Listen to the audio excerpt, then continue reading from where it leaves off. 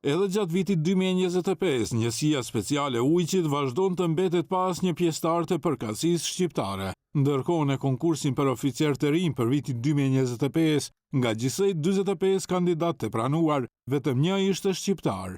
Kjo situatë ka nxitur reagime dhe pyetje në opinionin publik lidhur me mënyrën se si Ministria e Mbrojtjes planifikon të sigurojë barazi etnike dhe përfshirje më të madhe në këto struktura gjatë vitit të ardhshëm. Duke komentuar këtë çështje, Ministri i Mbrojtjes Vlado Misajlovski theksoi se kriteri kryesor për pranim në armat është kualiteti i kandidatëve dhe jo përkatësia etnike.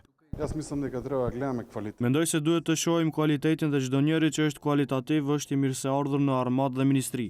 Ka vërtet persona kualitativ të cilët nuk i shoh, a janë Maqedonas, shqiptar e tjerë. Por më rëndësishme është personat që e duan shtetin dhe Maqedoninë. Çdo njeri i tillë është i mirëseardhur dhe absolutisht nëse i plotson të gjitha kualitetet, por patjetër të potencoj se ka teste të veçanta të cilat duhet çdo njeri t'i kalon.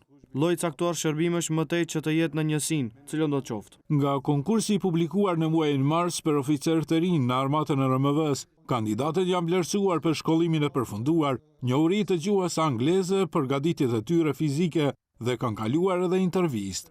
Nga lista e përgjithshme ku janë pranuar gjithsej 45 persona, vetëm një ishte shqiptar, gjë që ranglista përfundimtare nuk përputhet me ligjin për Akademi Ushtarake, i cili urdhëron respektimin e përfaqësimit të drejtë dhe adekuat gjatë konkurseve. Në këtë dikaster në disa njësi elitare, ndër vite nuk u është mundësuar qasja shqiptarve.